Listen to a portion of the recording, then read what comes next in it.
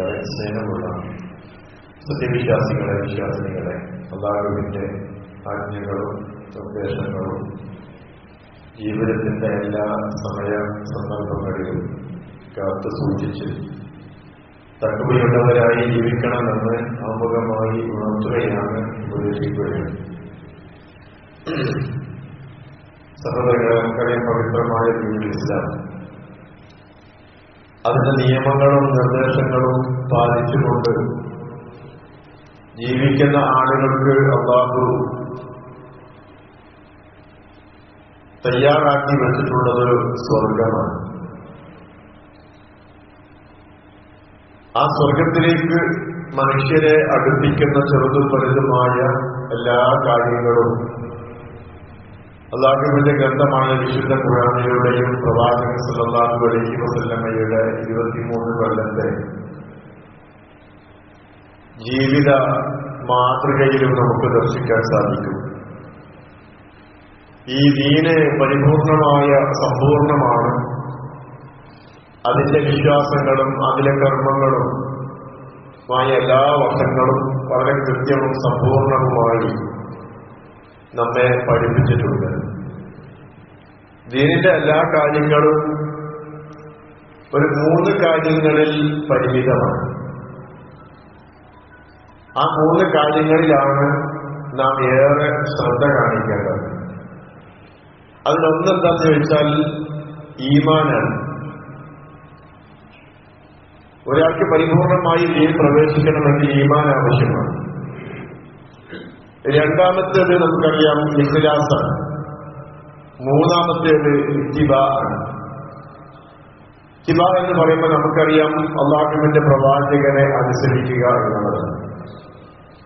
ഖേദകരമെന്ന് പറയേണ്ട ഈ 3 കാര്യങ്ങളിലും ഈ ദീനിന്റെ അനുയായികൾ അതാ മുസ്ലിം ഉമ്മത്തിന് വലിയ അപജയങ്ങൾ സംഭവിക്കാറുണ്ട്. അല്ലാഹുവിനെ അനുസരിക്കുന്ന വിഷയത്തിലും ഇഖ്ലാസിന്റെ വിഷയത്തിലും അല്ലാഹുവിന്റെ പ്രവാചകനെ അനുസരിക്കുന്ന വിഷയത്തിലുമാണ് പലപ്പോഴും ആളുകൾക്ക് തെറ്റുപറ്റി പോകുന്നത്. ആ തെറ്റ് നമ്മുടെ ദീനിനെ തന്നെ നശിപ്പിച്ചു കളയുന്ന വലിയൊരു അപരാധമായിക്കൊണ്ടാണ് അല്ലാഹു അവന്റെ വിശുദ്ധ ഖുർആൻ പഠിപ്പിക്കുന്നത്. നമുക്കറിയാം, ഇന്ന് ദീന് എന്ന് പറയുമ്പോൾ, മതം എന്ന് പറയുമ്പോൾ അല്ലാഹു അവന്റെ റസൂല് പഠിപ്പിക്കാത്ത ഒട്ടനവധി എക്സ്ട്രാ ഫിറ്റിങ്ങിലൂടെ പോയിക്കൊണ്ടിരിക്കുന്ന അല്ലെങ്കിൽ അതിലിങ്ങനെ കെട്ടിക്കുടുങ്ങി കിടക്കുന്ന മനുഷ്യരുടെ ദീനും ദുനിയാവും നഷ്ടപ്പെടുത്തുന്ന, അവരുടെ പരലോകം നഷ്ടപ്പെടുത്തുന്ന ധാരാളം കാഴ്ചകൾ നമ്മൾ കണ്ടുകൊണ്ടിരിക്കുകയാണ്. ഈ ദീനിനെ കുറിച്ച് വളരെ സിമ്പിളായ രീതിയിൽ പ്രവാചകന്റെ പ്രബോധിത സമൂഹത്തെ പ്രവാചകൻ പഠിപ്പിച്ചത് എങ്ങനെയെന്ന് ചോദിച്ചാൽ, റസൂലുള്ളാഹി സ്വല്ലല്ലാഹു അലൈഹി വസല്ലം മണലില് പ്രവാചകൻ സല്ലല്ലാഹു അലൈഹി വസല്ലം മരുഭൂമിയിലെ മണലിൽ പ്രവാചകൻ വര വരച്ചിട്ട് റസൂലുള്ളാഹി സ്വല്ലല്ലാഹു അലൈഹി വസല്ലം അക്കൻ ഒരു വര വരയ്ക്കുകയാണ്. ബിയദിഹി, തന്റെ കൈ കൊണ്ടാണ് ആ വര പ്രവാചകൻ വരച്ചത്. സുമ്മഖാല ഹാദാ സബീലുല്ലാഹി മുസ്തഖീമ, എന്നിട്ട് ആ നേർവരയെ ചൂണ്ടിക്കാട്ടി റസൂലുള്ള പറഞ്ഞു, ഇതാണ് അല്ലാഹുവിന്റെ ശരിയായ മാർഗം. വഖത്ത ഖുതൂതൻ യമീനിഹി വശിമാലിഹി, പ്രവാചകൻ വരച്ച ആ വരയിൽ നിന്ന് ഇടത്തോട്ടും വലത്തോട്ടുമായി ധാരാളം വരകളെ പ്രവാചകൻ വീണ്ടും വരച്ചു. എന്നിട്ട് പറഞ്ഞു, ഹാദിഹി സുബുലു ലൈസ മിൻഹാ സബീലുൻ ഇല്ലാ അലൈഹി ശൈത്വാനുൻ യദ്ഉ ഇലൈഹി. ഈ സൈഡിലൂടെ അങ്ങോട്ടും ഇങ്ങോട്ടുമുള്ള വരയിൽ ഒരു വരയിൽ പോലും, ഒരു വഴിയിൽ പോലും ശൈത്താൻ ഇല്ലാതില്ല. അവിടെയൊക്കെ ശൈത്താൻ ഇരിക്കുന്നുണ്ട്. യദ്ഉ ഇലൈഹി, അതിലൂടെ അവൻ നിങ്ങളെ വിളിച്ചുകൊണ്ടിരിക്കുന്നുണ്ട്. എന്നിട്ട് റസൂലുള്ളാഹി സ്വല്ലല്ലാഹു അലൈഹി വസല്ലം ഖറഅ വഅന്ന ഹാദാ സിറാത്തി മുസ്തഖീമൻ ഫത്തബിഊഹു വലാ തത്തബിഉ സുബുല ഫതഫറഖ ബികും അൻ സബീലിഹി ദാലികും വസ്സാകും ബിഹി ലഅല്ലകും തത്തഖൂൻ എന്ന വിശുദ്ധ ഖുർആനിലെ 6-ാം അധ്യായം 153-ാമത്തെ ആയത്ത് പാരായണം ചെയ്തു. എന്താണ് ആ ആയത്ത്? വഅന്ന ഹാദാ സിറാത്തി മുസ്തഖീമ, ഇതാകുന്നു എന്റെ ശരിയായ സിറാത്തുൽ മുസ്തഖീമായ വഴി. ഫത്തബിഊഹു, അതിലാണ് നിങ്ങൾ ഫോളോ ചെയ്യേണ്ടത്, ആ വഴിയാണ് നിങ്ങൾ സ്വീകരിക്കേണ്ടത്. വലാ തത്തബിഉസ് സുബുല, ഞാൻ വരച്ച ഒരുപാട് വരകളുണ്ടല്ലോ, 2 സൈഡിലേക്കും വരച്ച വരകള്, ആ വരകൾ വലാ തത്തബിഉസ് സുബുല, അതിന് നിങ്ങൾ ഒരിക്കലും പിന്തുടരാൻ പാടില്ല. ഫതഫറഖ ബികും അൻ സബീലിഹി, അപ്പൊ എന്താണെന്ന് വെച്ചാൽ നേരായ വഴിയിൽ നിന്ന് നിങ്ങൾ തെറ്റിപ്പോകും. നമുക്ക് ഇവിടുത്തെ കോഴിക്കോട്ടേക്ക് പോകുന്ന ഹൈവേ റെഡിയാണ്. അതിൽ കാണാൻ ഒരുപാട് എക്സിറ്റുകൾ. അതിൽ കയറി കഴിഞ്ഞാൽ സ്വാഭാവികമായിട്ട് നമുക്ക് സമയം വൈകും, ചിലപ്പോൾ വഴി എന്താർക്ക് സാധ്യതയുണ്ട്. അപ്പൊ നേരായ വഴി ഉണ്ടാകുമ്പോ ഹൈവേ ഉണ്ടാകുമ്പോ ഹൈവേയിലൂടെ തന്നെ പോവുകയാണെങ്കിൽ അതാണ് എല്ലാത്തിനും നല്ലത്. റസൂലിനെ പഠിപ്പിക്കണം. അപ്പൊ തഫറഖ ബികും, ആ ചെറിയ വഴികളിലൂടെ നിങ്ങൾ കയറി കഴിഞ്ഞാൽ നിങ്ങൾ തെറ്റിപ്പോകും. അൻസബീലിഹി, ആ യഥാർത്ഥ വഴിയിൽ നിന്ന്. ലാലിക്കും, ഈ കാര്യമുണ്ടല്ലോ, ഈ ഒരു ആയത്തുണ്ടല്ലോ, വസ്താക്കും ബിഹി ലഅല്ലക്കും തത്തഖൂൻ, നിങ്ങൾക്ക് അല്ലാഹു വസിയത്തായി നൽകുന്നത് നിങ്ങൾ തഖ്വയുള്ളവരായി ജീവിക്കാൻ വേണ്ടിയിട്ടാണ്. സഹോദരങ്ങളെ, അപ്പൊ ഈ നേരായ വഴിയിൽ നിന്നാണ് ആളുകൾ വഴിതെറ്റിപ്പോകുന്നത്. അതിന് കാരണം എന്താന്ന് വെച്ചാൽ ഈ പറഞ്ഞ കാര്യം തന്നെയാണ്. പിശാചി എല്ലാ വഴികളിലൂടെയും മനുഷ്യരെ സമീപിച്ചുകൊണ്ടിരിക്കുന്നുണ്ട്. ആ സമീപിക്കുന്ന പിശാചിന്റെ മന്ത്രത്തിൽ വീണ് മനുഷ്യന്മാരെ വിശ്വാസപരമായും കർമ്മപരമായും വലിയ അകൽച്ചയിലേക്ക് പോയിക്കൊണ്ടിരിക്കുകയാണ്. വിശുദ്ധ ഖുർആനിന്റെയും അല്ലാഹുവിന്റെ പ്രവാചകന്റെ സുന്നത്തിന്റെയും പാത അവഗണിക്കുകയാണ് ചെയ്യുന്നത്. നമുക്കറിയാം, കഴിഞ്ഞ ആഴ്ചയിൽ ഞാൻ പറഞ്ഞത് റജബ് മാസവുമായി ബന്ധപ്പെട്ട് മനുഷ്യർക്കിടയിലുള്ള അഥവാ മുസ്ലിങ്ങൾക്കിടയിലെ ഒരു വിഭാഗത്തിനിടയിൽ ഉള്ള അന്ധവിശ്വാസങ്ങളെ കുറിച്ച് പറഞ്ഞതൊന്നും ഞാൻ ആവർത്തിക്കുന്നില്ല.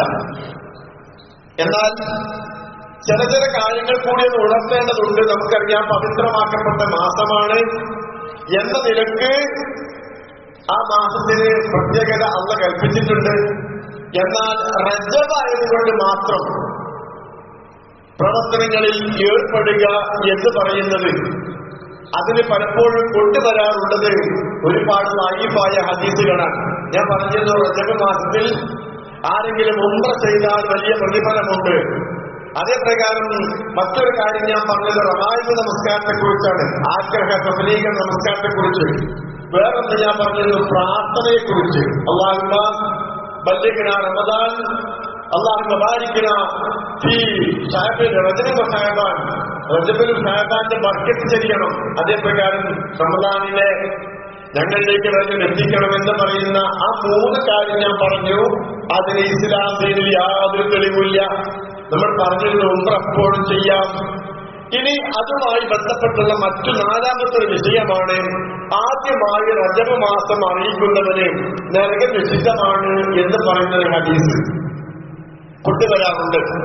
ഇങ്ങനൊരു ഹദീസ് പ്രാമാണികമായ ഒരു ഹദീസ് ഗ്രന്ഥങ്ങളിലും ഇല്ല എന്ന് മാത്രമല്ല, അല്ലാഹുവിന്റെ റസൂലിന്റെ മേലുള്ള പച്ചക്കള്ളമാണ് ഇത്തരം കാര്യങ്ങൾ പറയുന്നതിലൂടെ ഉണ്ടാകുന്നത്. പച്ചക്കള്ളം പ്രചരിപ്പിക്കുക. ഇന്നിപ്പോ ഇന്റർനെറ്റിലൊക്കെ സംസാരിച്ച് നോക്കിയാൽ കാണാൻ പറ്റും.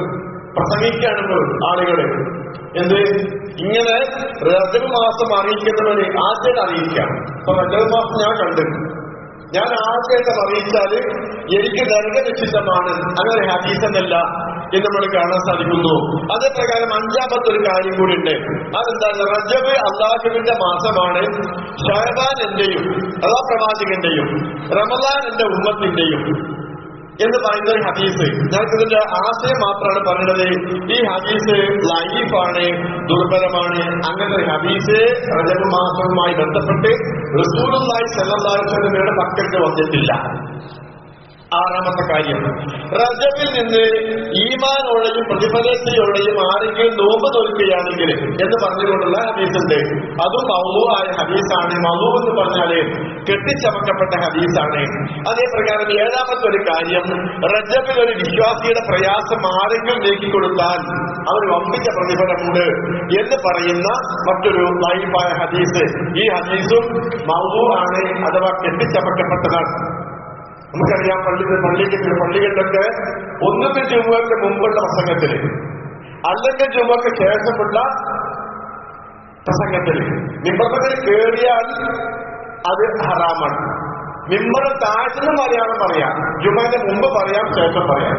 ഇപ്പൊ ഞങ്ങളുടെ നാട്ടിലിപ്പോ കഴിഞ്ഞ സംബന്ധിച്ചാല് ജുമുഅന്റെ ശേഷം ഇമാമ് കേറിയുടെ 50 പ്രസംഗം നടന്നു എന്ന് കേട്ടവർ പറയുന്നത് അതേ മാസത്തിന്റെ പ്രാധാന്യം. അത് ഇങ്ങോട്ട് കയറിയാൽ ചെപ്പുകളിൽ കയറിയാൽ അത് ഹറാമാണ്. അങ്ങനെയുള്ള ഒരുപാട് ദുർബലമായ ഹദീസുകൾ കൊണ്ടുവരാറുണ്ട് എന്നാണ് ഞാൻ സൂചിപ്പിക്കുന്നത്. അതേ പ്രകാരം നമുക്കറിയാം, മറ്റൊന്നാണ് തങ്ങള് റജബിലൊരു വിശ്വാസിയുടെ പ്രയാസം മാർഗം നീക്കിക്കൊടുത്താൽ വമ്പിച്ച പ്രതിഫലമുണ്ട് എന്ന് പറയുന്ന ഹദീസ് ലൈഫാണ്. എട്ടാമത് കാര്യം തരങ്ങള്, റജബിലെ ദിനങ്ങൾ 6-ാം ആകാശത്തിലെ കവാടത്തിന് മേൽ രേഖപ്പെടുത്തപ്പെട്ടിരിക്കുന്നു. റജബിലെ ദിനങ്ങളെ 6-ാം ആകാശത്തെ കവാടത്തിന് മേൽ രേഖപ്പെടുത്തപ്പെട്ടിരിക്കുന്നു. അതിൽ നിന്ന് ഒരു ദിനമെങ്കിലും ആരെങ്കിലും നോമ്പ് പിടിച്ചാൽ വമ്പിച്ച പ്രതിഫലമുണ്ട് എന്നാണ് പറയുന്നത്. പക്ഷേ അങ്ങനെ ഒരു ഹദീസില്ല. നോമ്പ് നമുക്ക് നോൽക്കാം, സുന്നത്ത് നോമ്പുകളുണ്ട്, അയ്യാമുൽ ബീദിന്റെ നോമ്പുണ്ട്, അതേ പ്രകാരം തിങ്കൾ ചൊവ്വാഴ്ച ദിവസങ്ങൾ നോമ്പുണ്ട്, ഇതൊക്കെ നോൽക്കാം. അതല്ല, റജബായതുകൊണ്ട് പ്രത്യേകമായിട്ട് നോമ്പെടുത്താൽ അത് 6-ാം ആകാശത്തിൽ രേഖപ്പെടുത്തപ്പെടും എന്ന് പറഞ്ഞ ഹദീസ്, ആ ഹദീസിന്റെ സനദില് മുഹദ്ദിസീങ്ങള് പറയാണ് അത് കളവാണ് ആ പറഞ്ഞിട്ടുള്ളത് എന്നാണ്. മാത്രമല്ല, അതിലൊരു ആളുണ്ട്, ആ ആള് മഹാകള്ളനാണ് എന്നാണ് ആ ഹദീസ് റിപ്പോർട്ട് ചെയ്തിട്ടുള്ള ആള്. അതേ പ്രകാരം നമുക്കറിയാം, മറ്റൊന്നാണ് റജബിലെ ഒരു ദിവസം ആരെങ്കിലും, ഞാൻ പറഞ്ഞില്ല, നോമ്പ് പിടിച്ചാൽ 4 അതുപോലെ 4 റക്അത്ത് പ്രത്യേക നമസ്കാരം നിർവഹിക്കുകയും ചെയ്താൽ എന്ന് പറയുന്ന മറ്റൊരു തെളിവുകൾ ഇതൊക്കെ കൊണ്ടുവരാറുണ്ട്. റജബ് മാസവുമായി ബന്ധപ്പെട്ടുകൊണ്ട് ഇത്തരം കാര്യങ്ങളൊക്കെ ലൈഫാണ് എന്നാണ് ഞാൻ സൂചിപ്പിക്കാൻ കഴിഞ്ഞ ആഴ്ച പറഞ്ഞതിന്റെ ബാക്കിയെന്ന് പറഞ്ഞത് മാത്രം. അതേ പ്രകാരം നമുക്കറിയാം, 10-ാമത്തെ ഒരു കാര്യം, റജബ് 27-ാം രാവിൽ ആരെങ്കിലും രാത്രി നിന്ന് നമസ്കരിച്ചാൽ ഈ ഹദീസും മൗദൂ ആണ്, കെട്ടിച്ചമക്കപ്പെട്ടതാണ്. ഇങ്ങനെ ഒരു പിടി കെട്ടുകഥകളുടെയും നൂലാമാലകളുടെയും പിന്നാലെയാണ് മുസ്ലിം സമുദായത്തെ കൊണ്ടുപോകാൻ ശ്രമിക്കുന്നവര് ഇന്നിപ്പോ എവിടെ എത്തിയെന്ന് ചോദിച്ചാല് നിങ്ങൾക്ക് അറിയാലോ, ദീനുൽ ഇസ്ലാമിൽ ഇല്ലാത്തത് കൊണ്ടുവന്നു കഴിഞ്ഞാൽ അതുകൊണ്ട് ഒരുപാട് ദുരന്തങ്ങൾ ഉണ്ടാകും. ഇപ്പൊ നമുക്കറിയാം, സോഷ്യൽ മീഡിയയിലും അതേ പ്രകാരം പത്രക്കോളങ്ങളിലൊക്കെ ഇപ്പത്തെ ഒരു ട്രെൻഡ് അതെന്താന്ന് ചോദിച്ചാൽ നമുക്കറിയാം, പ്രധാന ചർച്ചകളും അതേ പ്രകാരം എല്ലാ റീൽസുകളും ഒക്കെ എന്താന്ന് ചോദിച്ചാല് ഇപ്പൊ നമ്മൾക്ക് കഴിഞ്ഞ ആഴ്ച കാണാൻ പറ്റിയ പുത്തനങ്ങാടി ആണ്ട് നേർച്ചയുമായി ബന്ധപ്പെട്ട ആനവൈബാണ്. ആനവൈബ് അല്ലേ? ഈ പുത്തനങ്ങാടി ആണ്ട് നേർച്ചയിലെ ആനവൈബ്, ആന എണ്ണതുമായി ബന്ധപ്പെട്ട് വലിയ ചർച്ചകളാണ് നടത്തുന്നത്. അമ്പലത്തിലെ ഉത്സവം മാതിരി ആന കൊണ്ടുവന്നിട്ട് ഇരട്ടിപ്പട്ടൊക്കെ ചാർത്തിയിട്ട് അതിങ്ങനെ നടത്തുന്നത്, അതൊന്നും ഇസ്ലാം ദീനിൽ ഇല്ലാത്തൊരു കാര്യമാണ്. ഇസ്ലാം ദീനിൽ ഇല്ലാത്ത കാര്യങ്ങൾക്ക് വേണ്ടിയിട്ട് അള്ളാന്റെ പേരിലും റസൂലിന്റെ പേരിലും പച്ചക്കളവ് പറഞ്ഞിങ്ങനെ പ്രചരിപ്പിക്കാം. ഞാൻ ഈ വിഷയം ഇങ്ങനെ യൂട്യൂബിൽ ഇങ്ങനെ കണ്ടുകൊണ്ടിരിക്കുമ്പോ വേറൊരു വീഡിയോ കണ്ടത് എന്താന്ന് ചോദിച്ചാല്, ആ നേർച്ചയുമായി ബന്ധപ്പെട്ട് ഇങ്ങനെ പറയുന്ന വിഷയത്തില് അക്സനിയുടെ ഒരു പ്രസംഗം കേൾക്കാൻ സാധിച്ചു. ചെറിയ 2 മിനിറ്റ് പ്രസംഗം. അപ്പൊ എന്താ പറഞ്ഞെന്ന് വെച്ചാൽ, ഇങ്ങനെ ഓരോ സംഗതികൾക്ക് ഇല്ലാത്ത ചില കഥകൾ, കെട്ടുകഥകൾ കൊണ്ടുവന്നിട്ട് ചില ആളുകൾക്ക് വല്ലാത്തൊരു പരിവേഷം നൽകുന്ന ഒരു കാഴ്ച. അതിലെന്താന്ന് വെച്ചാല്, നമ്മുടെ CM മടവൂര് കാട്ടിക്കൂടെ ഇങ്ങനെ പോകുമ്പോ അവിടെയുള്ള ആൾക്കാർ പറഞ്ഞു, നിങ്ങളിപ്പോ അങ്ങനെ പോകണ്ട, അവിടെ ആനകളുണ്ട് എന്ന് പറഞ്ഞു അത്രേ. അപ്പൊ CM പറഞ്ഞോലോ, നിങ്ങൾ കുറച്ച് കരിമ്പുണ്ട്, ആ കരിമ്പുകൾ കൊണ്ടുവന്നുകൊണ്ട് ആനക്കൊക്കെ കൊടുത്ത് ആന കരിമ്പൊക്കെ തിന്നിട്ട് ഉഷാറായിട്ട് മുകളിലൊക്കെ സലാം പറഞ്ഞാൽ പോയി. എന്നിട്ട് ആ കണ്ട ആൾക്കാരുടെ നിങ്ങൾ ആനന്ദത്തിന് പോയോ, കരിമ്പ് കൊടുത്തോ എന്നിങ്ങനെ ആൾക്കാരിങ്ങനെ ആളുടെ ആകാശത്തോട് കൂടി കാത്തിരിക്കുകയാണ്. അങ്ങനെ CM അതിന് മടങ്ങി വന്നിട്ട് പറഞ്ഞു, ആ ആനകളൊക്കെ സമസ്തക്കാരാണ്. എവിടെ എത്തി നോക്കണം, നമ്മുടെ സമുദായത്തെ കൊണ്ടുപോകുന്ന പോക്ക്. അപ്പൊ ആ സമസ്തക്കാരനായ ആനന്ദ നിന്ന് കൊണ്ടുവന്നതിലേക്കാണെങ്കിലും ആനന്ദം ചെലുത്തുന്നത് കാര്യങ്ങൾ തിരിയുണ്ടാവും. അള്ളാഹ്ക്കറിഞ്ഞ പുത്തനങ്ങാടിയിൽ ആ മനുഷ്യനെ ടോയ്ലറ്റ് എന്താണ് ആ ടോയ്ലറ്റിലുള്ള കാഴ്ചകളെ കാണുന്ന ഒരു മനുഷ്യനാണ്. ആ മനുഷ്യനെ തുമ്പിക്കൈയോട് ഇങ്ങനെ ആന ടോയ്ലറ്റിങ്ങനെ എറിഞ്ഞിട്ട് അയാൾ പോയി കിടക്കുന്ന രംഗുണ്ട്. ഞാൻ അതുകൊണ്ടത് ആനവൈബ് എന്ന് പറയാൻ കാരണം അള്ളാഹ്ക്കറിയാം ആനെങ്ങാനും വഹാബിയാന്നിട്ട് പറയുന്നത് അള്ളാഹ്ക്കറിയാം. ചിലപ്പോ ആനക്കും പറ്റാത്ത നേർച്ചകൾ ഉണ്ടാവുമല്ലോ. സഹോദരങ്ങൾ, എന്താണ് ഇസ്ലാമിലെ നേർച്ച? നമ്മളത് മനസ്സിലാക്കണം. നേർച്ച എന്ന പദത്തിന് പച്ച മലയാളത്തിൽ അർത്ഥം പറയുന്നത് ഒന്ന് വാഗ്ദാനം എന്നാണ്, മറ്റൊന്ന് ഭയമാണ്, നിർബന്ധം എന്നൊക്കെയാണ് മലയാളത്തിലേക്ക് നേർച്ച നെതിരിന് അർത്ഥം പറയാനുള്ളത്. എന്താണ് നേർച്ച? ഐച്ഛികമായൊരു കർമ്മം അഥവാ ഒരു കാര്യം, അത് നിർബന്ധമല്ല. അത്തരത്തിലൊരു കാര്യം നിർബന്ധമായും ഞാൻ പ്രവർത്തിക്കുമെന്ന് ബുദ്ധിയും വിവേകവുമുള്ള ഒരു മുസ്ലിം അല്ലാഹുവിനെ സാക്ഷി നിർത്തിക്കൊണ്ട് സ്വയം പ്രഖ്യാപിക്കുന്നതിനാണ് നേർച്ച എന്ന് പറയുന്നത്. നേർച്ച ഇസ്ലാമിലുണ്ട്, പക്ഷെ നേർച്ച ഇസ്ലാമിൽ നേർച്ചതാണ്. ഞാൻ പറയാണ്, എനിക്ക് നിർബന്ധമുള്ള കാര്യമല്ല. ഞാനൊരു ആടിനെ അർപ്പിട്ട് എന്റെ അയൽവാസിയൊക്കെ എന്റെ കുടുംബക്കാർക്ക് മുഴുവനും കൊടുക്കും എന്ന് ഞാൻ അള്ളാഹുവിനെ സാക്ഷ്യത്തിന് പറയാണ്. അത് ഇസ്ലാമിൽ അനുവദിക്കപ്പെട്ട നേർച്ചയാണ്. എന്നാൽ അടുത്ത റമദാനിന് 25ാം ആണ്ടിന്റെ അന്ന് ബദരീങ്ങളെ ആണ്ടിന് നേർച്ച ആക്കിയിട്ട് ഞാനൊരു കോഴിനെ ഒരു പോത്തിനെ അന്ന് നീട്ടാക്കിയാലോ അത് കറാഹത്തായ നേർച്ചയാണ്. നേരത്തെ പറഞ്ഞതോ അള്ളാഹ് അനുവദിച്ച നേർച്ചയാണ്. അവിടെ എനിക്ക് വേറെ ഒരു ലക്ഷ്യമല്ല. അപ്പൊ ഞാൻ ആളിനകത്ത് ദാനം ചെയ്യും എന്ന് നിർബന്ധമല്ലാത്ത സംഗതി ഞാൻ ചെയ്യുമെന്ന് അള്ളാഹുവിനെ സാക്ഷി നിർത്തി പറയുന്ന കാര്യങ്ങൾക്കാണ് നേർച്ച എന്ന് പറയുന്നത്. നമുക്കറിയാം, പല കാര്യങ്ങളും ആളുകൾ നേർച്ച ആക്കാറുണ്ട്. അതെങ്ങനെയെന്ന് വെച്ചാല് എന്തെങ്കിലുമൊക്കെ പ്രയാസങ്ങൾ ഉണ്ടാകും. ആ പ്രയാസങ്ങൾ നീങ്ങി കിട്ടാൻ വേണ്ടി നേർച്ചാക്കുക. അങ്ങനെ ഒരു നേർച്ച ഇസ്ലാമിലില്ല.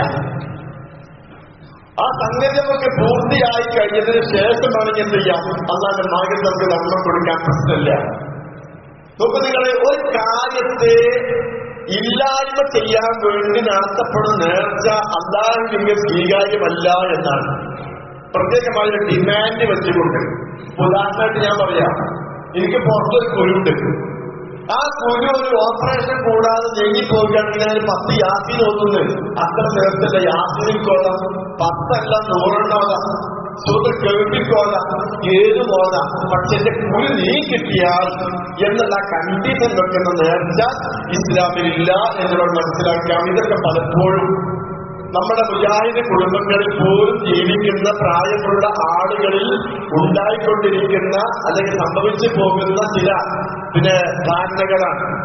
അപ്പൊ അങ്ങനത്തെ ഒരു ഡിമാൻഡ് വെച്ചുകൊണ്ട് നേർച്ചെല്ലാം നമ്മൾ മനസ്സിലാക്കുക. മഹദി ആയിഷ റളിയല്ലാഹു അൻഹ നമ്മുടെ ഉമ്മ പറയാണ്, കാലത്ത് നബി സല്ലല്ലാഹു അലൈഹി വസല്ലം മൻ നദറ അൻ യുതി അല്ലാഹ ഫൽയുതിഹു വമൻ നദറ അൻ യഅസിഹു ഫലാ യഅസി. നേർന്ന പിന്നെന്താ അത് നിർബന്ധമാണ് കേട്ടോ, നിർബന്ധമാണ്.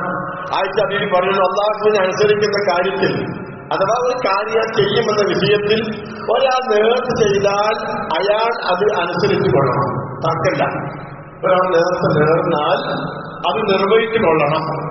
എന്നാലോ അള്ളാഹുവിനോട് അനുസരണക്കേട് കാണിക്കുന്ന വിഷയത്തിലാണെങ്കിലോ ആ നേർച്ച അയാൾ വീട്ടും വേണ്ട.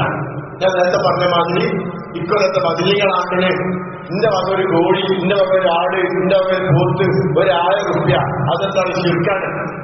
അങ്ങനെ ബദരീകളെ വേണ്ടി ആണ്ട് നേർച്ച നടത്താൻ അള്ളാഹുവോ റസൂൽ കൽപ്പിച്ചിട്ടില്ല. റസൂലുള്ളാഹി സ്വല്ലല്ലാഹു അലൈഹി വസല്ലം അങ്ങനെ ചെയ്തിട്ടുമില്ല. അപ്പൊ അത്തരം നേർച്ചകൾ നിറവേറ്റാതിരിക്കട്ടെ എന്ന് ബുഖാരിയിലെ 6696 ഹദീസിൽ കാണാൻ സാധിക്കുന്നു. മാത്രമല്ല, നേർച്ച എന്ന് പറയുന്ന ഒരു ഇബാദത്താണ്, അതൊരു ആരാധനയാണ്. അത് അല്ലാഹ്ക്ക് മാത്രമേ പറ്റുള്ളൂ. ഇന്ന് നമ്മുടെ നാട്ടിൽ മുസ്ലിം ഉമ്മത്തിൽ നടത്തപ്പെടുന്ന നേർച്ചകളൊന്നും അള്ളാന്റെ പേരിലല്ല. നമുക്കറിയാലോ, ഒന്നുകിൽ മൊഹീദി ശൈഖിന്റെ പേരില്, അല്ലെങ്കിൽ ബദരീങ്ങളെ പേരില്, അതല്ലെങ്കിൽ ഏതെങ്കിലും വേഗന കോയപ്പാപ്പാന്റെ പേരില്, അതല്ലെങ്കിൽ നമ്മുടെ തങ്ങളുടെ നേർച്ച. നോക്കുക, ഇസ്ലാമിലെ ഒരു നേർച്ചയ്ക്കും പെട്ടി വരവില്ല, കഞ്ഞി വരവില്ല. അതിന് ആനുണ്ടാകൂല, അമ്പാനുണ്ടാകൂല, ഒട്ടകം ഉണ്ടാവൂല, ഉണ്ടാവില്ലല്ലോ. ഇസ്ലാമിന് ഏതെങ്കിലും ഒരു വിഭാഗത്തിൽ ഈ പറയപ്പെട്ട ജീവികളെ കൊണ്ടുവന്നിട്ട് അലങ്കാര വസ്തുക്കളാക്കി വെച്ചിട്ട് അവിടെ ഒരു അപകടം നടക്കുന്ന സംഭവങ്ങൾ ഉണ്ടെങ്കിൽ നാലോചിക്കണേ. അങ്ങനെ ഉണ്ടെങ്കിൽ ഹജ്ജിലുണ്ടാകണ്ടേ? മക്കത്തും പരിസരത്തും ഹജ്ജിന്റെ വേളയിൽ ആ ഹജ്ജിൽ തവാഫ് ചെയ്യുന്ന ഭാഗത്തൊക്കെ ചുറ്റുഭാഗം ആനകൾ നിർത്താൻ സൗദി ഗവൺമെന്റ് കഴിയാത്തോണ്ടാണ് അല്ല. ഇസ്ലാമിലെ ഇബാദത്തുകൾക്ക് ആ ജാതി ഒരു ജാടയുമില്ല എന്നാണ് നമുക്ക് കാണാൻ സാധിക്കുന്നത്. അങ്ങനെയില്ല. അപ്പൊ അതില്ലാത്തതുകൊണ്ട് തന്നെ മനുഷ്യനിർമ്മിതമായ കർമ്മങ്ങളാകുമ്പോ ഇബാദത്തുകളാകുമ്പോ അത് ഓരോ നാടിനും വ്യത്യസ്തമാണ്. അള്ള നടപ്പിലാക്കിയ ഇബാദത്തുകൾക്ക് ഓരോ നാടിനനുസരിച്ച് കോലം മാറൂല, കാലാവസ്ഥക്കനുസരിച്ച് കോലം മാറൂല. അതേ പ്രകാരം രാജ്യത്തിന്റെ രൂപം മാറൂല. ഇല്ലല്ലോ. നിസ്കാരം എല്ലാവർക്കും, എല്ലാ രാജ്യക്കാർക്കും എല്ലാ കാലത്തും ഒരുപോലെയാണ്. ഹജ്ജ് എല്ലാ കാലത്തും എല്ലാവർക്കും ഒരുപോലെയാണ്. കറുത്തവരും വെളുത്തവരും എല്ലാ രാജ്യക്കാർക്കും ഒരുപോലെയാണ്. എന്നാൽ നേർച്ച എങ്ങനെയാണോ? അല്ല. ഉത്തരങ്ങാട് നേർച്ചക്ക് കഞ്ഞിവരമാണ്, കൊണ്ടോട്ട് നേർച്ചക്ക് പെട്ടിവരമാണ്. ഇനി പതേമാതിരി ഓരോ നേർച്ചയ്ക്ക് ഏത് രൂപത്തിലുള്ള വരവാൻ നമുക്കറിയില്ല. ഏതായാലും ഈ നേർച്ചകളൊന്നും അള്ളാഹുവോ അവന്റെ പ്രവാചകനോ അനുവദിച്ചതല്ല എന്ന് നമ്മൾ മനസ്സിലാക്കുക. നേർച്ച തന്നെ രണ്ട് വിധമുണ്ട്. ഒന്ന് അള്ളാഹുവിനുള്ള നേർച്ച, അത് യഥാർത്ഥ നേർച്ചയാണ്. രണ്ടാമത്തെ നേർച്ച അള്ളാഹു അല്ലാത്തവർക്കുള്ള നേർച്ച, അതാണ് ഞാൻ ഈ പറഞ്ഞ ഷേഖുമാരിലൊക്കെ പോയുള്ള നേർച്ച. ഇനി നോക്കൂ നിങ്ങള്, ഞാൻ പറഞ്ഞല്ലോ ഇതില് ഒന്നാമത്തെ നേർച്ച ഇന്ന കാര്യം, ഞാൻ പറഞ്ഞല്ലോ ഇതിന്റെ ഡിമാൻഡ് വെച്ചുകൊണ്ട് പറയാൻ പാടില്ല. ഇന്ന കാര്യം ശരിയായാൽ ഇന്നത് ഞാൻ ചെയ്യും. ഇത് ശരിക്കും പാടില്ലാത്തൊരു സംഭവമാണ്. അത് പറഞ്ഞു കഴിഞ്ഞു. അതേ പ്രകാരം എന്തെങ്കിലുമായി ഒന്ന് ബന്ധിപ്പിച്ചുകൊണ്ട് പറയാം. എന്താ, ഈ രോഗം മാറിയാല് ഞാൻ ഇന്നത് ചെയ്യുമെന്നൊരു വ്യവസ്ഥ. ഇത്തരം നേർച്ചകൾ കറാഹത്താണ് എന്ന് നമ്മൾ മനസ്സിലാക്കണം. നോക്കൂ നിങ്ങൾ, റസൂലുള്ളാഹി സ്വല്ലല്ലാഹു അലൈഹി വസല്ലമയുടെ കാലത്ത് ഒരാള് വന്നിട്ട് റസൂലിനോട് പറയണം, ഖാല അഹദ റസൂലുള്ളാഹി സ്വല്ലല്ലാഹു അലൈഹി വസല്ലമ യൗമൻ യൻഹാന അൻ ഇന്നദ്രി വയഖൂൽ ഇന്നഹു ലാ യറുദ്ദു ഷൈഅൻ വഇന്നമാ യുസ്തഖറജു ബിഹി മിനശ് ശകീഖി. അല്ലാഹുവിന്റെ റസൂൽ ഒരു ദിവസം ഞങ്ങളോട് നേർച്ചയെ തൊട്ട് വിലക്കി. എന്നിട്ട് പറഞ്ഞു, അത് നേർച്ചയായതൊന്നും യാതൊന്നും അതിന് തടയില്ല. ഒരാൾ നേർച്ചയാക്കി ഒരു കാര്യം നേടാൻ വേണ്ടിയിട്ട്, അല്ലെങ്കിൽ വരാനിരിക്കുന്ന ഒരു ചെറിയ തടയാൻ വേണ്ടിയിട്ട്. ആ വിവരം റസൂലുള്ളാഹിയോട് പറഞ്ഞപ്പോൾ റസൂലുള്ളാഹി പറയാണ്, അങ്ങനെ നേർച്ച ഉണ്ടാവില്ല, ആ നേർച്ച യാതൊന്നിനെയും തടയില്ല. എന്നിട്ട് പറഞ്ഞെന്താ നിങ്ങള്, അതുവഴി ഒരു പിശുക്കന്റെ ധനം പുറത്തെടുക്കാം എന്ന് മാത്രം.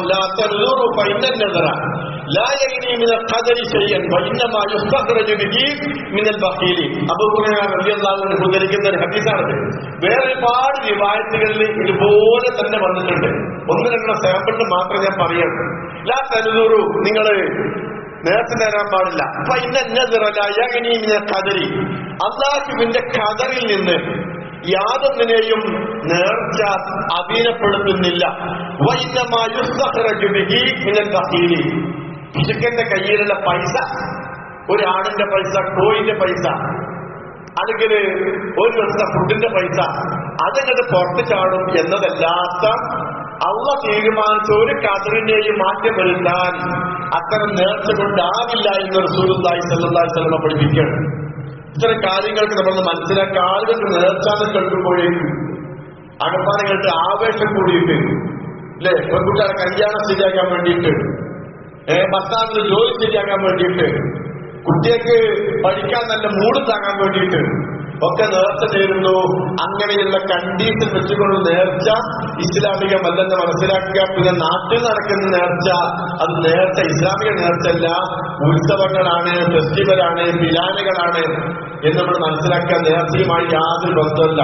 ഇപ്പൊ പുതിയ ഭാഗം എന്താണെന്ന് വെച്ചാൽ, ഞങ്ങളത് പണ്ടേ പറഞ്ഞിട്ടുണ്ടായിട്ട് നേർച്ചയ്ക്ക് ആന വേണ്ട, പക്ഷേ ആ ആന വരുന്ന സദസ്സിൽ പോയിട്ട് പ്രസംഗിക്കണതോ ഈ പറയപ്പെട്ട ആളുകളുമാണ്, വിലക്കന്മാരിന്റെയാണ്. ഞാൻ പറഞ്ഞത് ദീനായിട്ട് മനസ്സിലാക്കുക, തീരായിട്ട് മനസ്സിലാക്കുക. അതും രണ്ടും രണ്ടാണ്. ദീന് പറയുമ്പോ അള്ളാന്റെ കിതാബെന്ന് പറയണം, റസൂലുള്ളാഹിന്റെ സുന്നത്ത് പറയണം. ആ രണ്ടിലും ഈ നമ്മുടെ നാട്ടിൽ നടക്കുന്ന ഒരു നേർച്ചല്ല. പിന്നെയോ ഒരാൾക്ക് നേർച്ച അള്ളാഹ്ക്ക് ഒരു മാർഗത്തിന് നേരാ അല്ലേ? ഉദൂഹിയത്ത് ഞാൻ സാധാരണ അറക്കാറില്ല, ഞാൻ ഒരു പ്രാവശ്യം അറക്കും, പ്രത്യേകിച്ച് കണ്ടീഷനും ഇല്ല, ഇന്ന് കയ്യിൽ പൈസ ഇല്ലപ്പോ, അതൊരു നേർച്ചയാണ്. പള്ളിക്ക് ഞാൻ 100 കൊടുക്കുന്ന ഒരു സംഖ്യ, ഇനി മുതൽ എല്ലാ മാസവും 500 തരാം, അതൊരു നേർച്ച കൊടുക്കണം, അത് കൊടുക്കാതിരിക്കാൻ പറ്റൂല.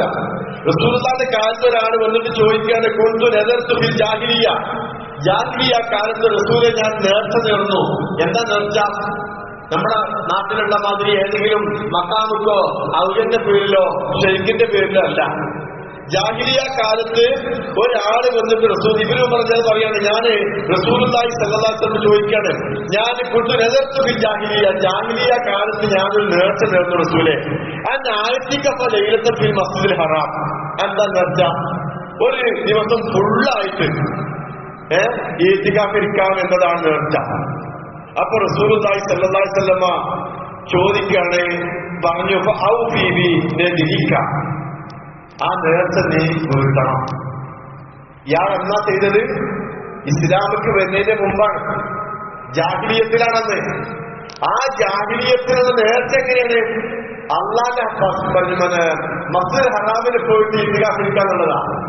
ഇന്നത്തെ കാലത്തുള്ളേക്കാൾ എത്രയോ നല്ല ആളുകളായിരുന്നു ജാഹിലിയ കാലത്തുള്ള മനുഷ്യന്മാരെന്ന് മനസ്സിലാക്കാൻ പറ്റൂല. നിങ്ങൾ ആലോചിക്കണേ, അള്ളാന്റെ ഹറമിൽ പോയിട്ടാണ് രാത്രി ഫുള്ള് ഇത്തികാഫിരിക്കാന്ന് വെച്ചാൽ ഇദ്ദേഹം പിന്നീട് ഇസ്ലാമിലേക്ക് വന്നപ്പോ റസൂൽ പറഞ്ഞു, ആ നേർച്ച പൂർത്തിയാക്കണം. കാരണം എന്താ അറിയോ? അത് അള്ളാഹുവിന്റെ കരാറാണ്. നേർച്ച നേർന്നാൽ, അങ്ങനെ തീരുമാനിച്ചു കഴിഞ്ഞാൽ അത് വിശ്വാസികൾ നടപ്പിലാക്കുകയും വേണം. പണ്ഡിതന്മാർക്കുള്ള വ്യത്യസ്തങ്ങളായ അഭിപ്രായങ്ങളും ചർച്ചകളും ആ വിഷയത്തിൽ നടന്നിട്ടുണ്ട്. അത്തരം കാര്യങ്ങളൊക്കെ കൂടുതൽ പഠിക്കുക, നമ്മുടെ ഇൽമുള്ളവരായി മാറുക. ഓരോ വിഷയങ്ങൾ വരുമ്പോഴാണല്ലോ നമ്മൾ പഠിക്കാറുള്ളത്. ആ വിഷയം നമ്മൾ പഠിക്കുക. അങ്ങനെ ഇസ്ലാമുമായി, ഖുർആനുമായി, സുന്നത്തുമായി ബന്ധപ്പെട്ടുകൊണ്ടാവട്ടെ നമ്മുടെ ജീവിതം. അതിനുള്ള തൗഫീഖ് അല്ലാഹു നമുക്ക് നൽകുമാറാകട്ടെ.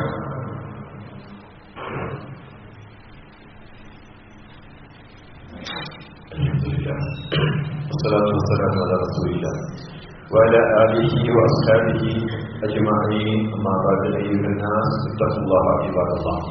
സ്നേഹമുള്ള വിശ്വാസികളെ ഒരിക്കൽ കൂടി അല്ലാഹുവിനെ സൂക്ഷിച്ചുകൊണ്ട് ജീവിക്കണമെന്ന് ഉണർത്തുകയാണ്. പറഞ്ഞു വന്നത്, വിശുദ്ധ ഖുർആനിലും പ്രവാചകന്റെ ചർച്ചയിലും പഠിപ്പിക്കപ്പെട്ട കാര്യങ്ങൾ തന്നെ നമുക്ക് ധാരാളമായി പഠിക്കാറുണ്ട്.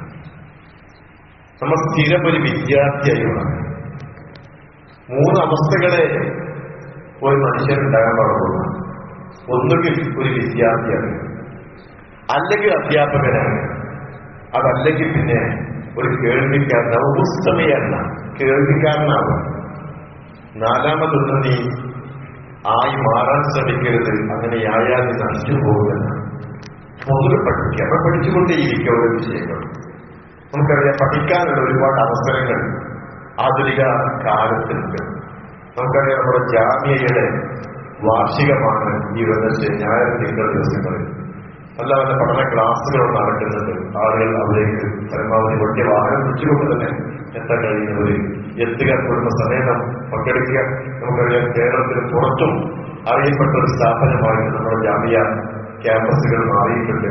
അതിൽ പലരും പറയാറുള്ളത്, പാണക്കാരുള്ള ആ പെൺകുട്ടികൾക്ക് മാത്രം പഠിക്കാനുള്ള സ്ഥാപനങ്ങൾ കണ്ടിട്ടില്ല. നമ്മുടെ സമ്മേളനം ഇപ്രാവശ്യം അവിടെയാണ്. അതുകൊണ്ട് ആ കാര്യം ഉണർത്തുകയാണ്. രണ്ടാമത്തെ കാര്യം, പാലക്കൽ പള്ളിയിൽ ഇന്ന് മഗ്‌രിബ് നമസ്കാരാനന്തരം അബ്ദുൾ റഷീദ് കുട്ടമ്പൂരിന്റെ ഒരു ക്ലാസ് ഉണ്ട്. അതിൽ നമ്മുടെ കുടുംബസമേതം പങ്കെടുക്കാം, സ്ത്രീകൾക്ക് അവിടെ പങ്കെടുക്കാനുള്ള അവസരങ്ങളുണ്ട്. അങ്ങനെ ദീന് പഠിക്കാൻ പറ്റുന്ന അവസരങ്ങളൊക്കെ ഉപയോഗപ്പെടുത്തി അല്ലാഹുവിന് ഇഷ്ടപ്പെട്ട മാർഗത്തിലൂടെ ജീവിച്ച് മരിച്ചു പോകാനുള്ള തൗഫീഖ് അല്ലാഹു നമുക്ക് ഓരോരുത്തരും നൽകി അനുഗ്രഹിക്കുമാറാകട്ടെ. നമ്മുടെ കൂട്ടത്തിൽ നിന്ന് രോഗികളായവർക്ക് അല്ലാഹു ശിഫ നൽകുമാറാകട്ടെ.